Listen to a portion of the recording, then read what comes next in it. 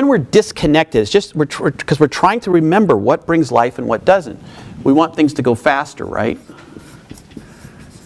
When we're disconnected, we want control.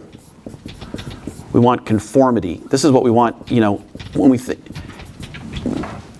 Everybody in this room, including me, would love if I came up and said, here's the 3 things you do, and it will bring kids into the church. They will find God, love God, become tithing members of your community. You just have to do these 3 steps. They're very simple. Here's what I'm going to tell you what to do, right? If I had, okay, here's how you control the thing. Here's how ducks in a row. This is how you organize the kids. You start them out in salt shakers when they're young. Then you have them light and power.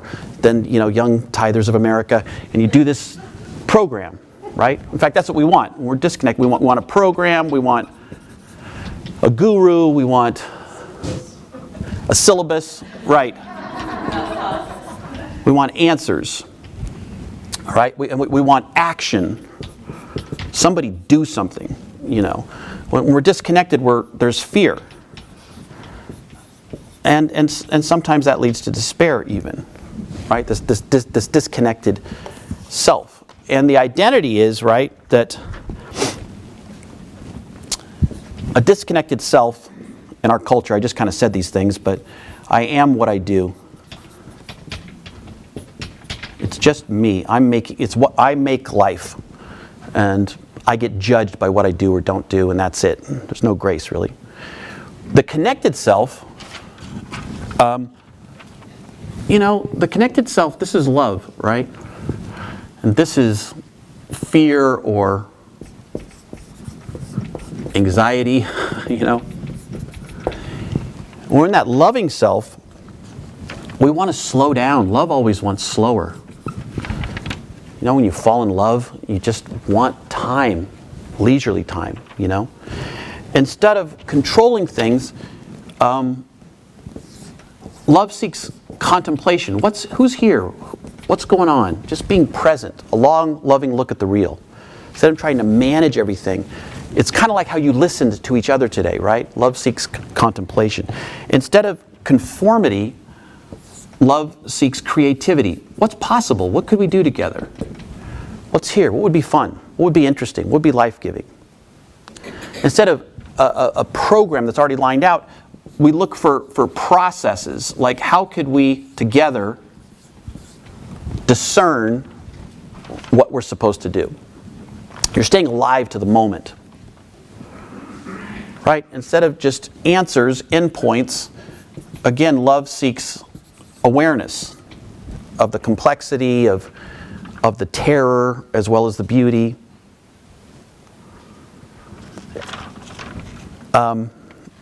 Instead of action, there's more of a focus on presence. Instead of fear, right? We're trying to stay grounded in love. Instead of despair, the connected self. I do projects with disaster resiliency teams. Now, in the West, we live with fires, and like in 2020, every river pathway in Oregon had terrible fires in 2020. We lost 3,500 homes in our area, and it's just a part of our lives now. So I don't know if you have friends on the West Coast, but people who live in the Northwest particularly, you go into somebody's house and right by the door they have suitcases in the summer because they got the pictures and everything so that they can flee at any moment, And what we've learned is resiliency, hope is relationship, right? Is that if you have relationships, you can have hope. If you have relationships, you can survive difficult times, right?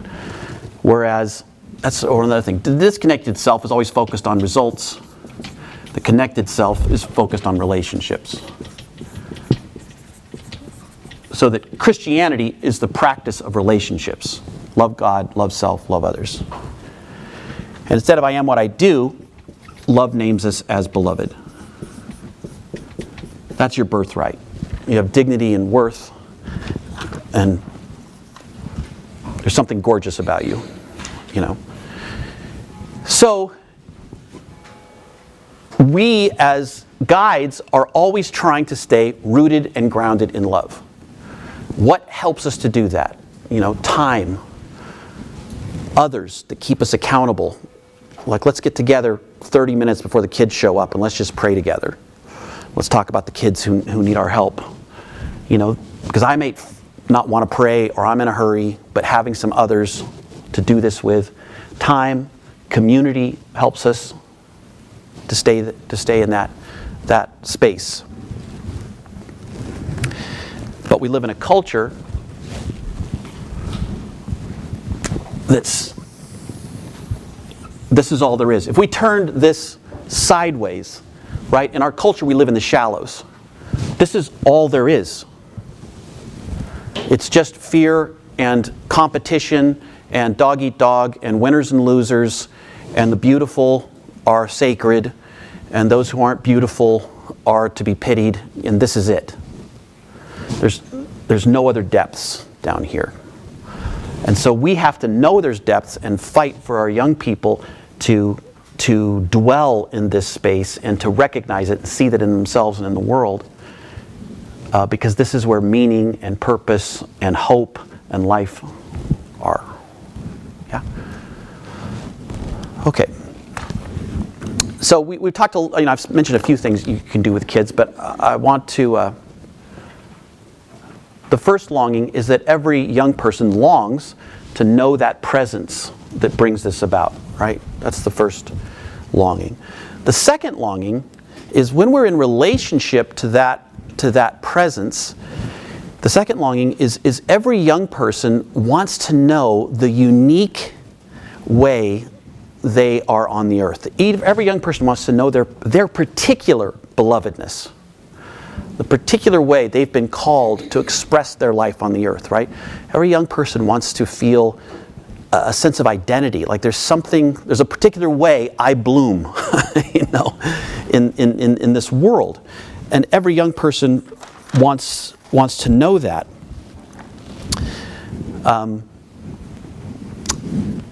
I was thinking about, so Henry Nouwen, I believe, the Catholic priest and spiritual writer, was chaplain here, for a while, right? And he spent the last 10 years of his life at the Daybreak community outside of Toronto, working with the developmentally disabled. He was a chaplain there. And one day he's on campus. A young woman named Jennifer sees him. She's one of the residents in this community, and she walks up to him and says, "Father, I want a blessing." And he's kind of used to these kind of interruptions. He was actually talking to somebody at the time, but he kind of turns and kind of in a perfunctory way reaches out and just on the sign of her forehead says, "Jennifer, in the name of the Father and Son," and she pushes his hand away and says, "Not like that, do it right." And he's not sure what she means, but there's a kind of an honesty among these folks, and she said, "Do it in the chapel." So he knew what she meant, because at the end of every day they would have Mass. She says, okay, we'll do it in the chapel. He continues on with his day. He goes to chapel, and in the chapel they have, the residents are there, and then all the people who work at these homes, this community for the developmentally disabled are there, and the staff. And he gets up and he sees Jennifer, and he realizes, oh yeah, that's right, she wanted a blessing. So he's like, Jennifer has asked for a blessing, so I want to invite Jennifer to come up. And so Jennifer is on her way up, and he said, I was sitting there kind of formulating, what is it I'm supposed to do that makes this right for her, when she just walked up and just put her arms around me and put her head on my chest. And he said, so I had my robes on, I just kind of wrapped her in my robes, and I just kind of leaned down and I said, Jennifer, you are God's beloved, and with you, God is well pleased.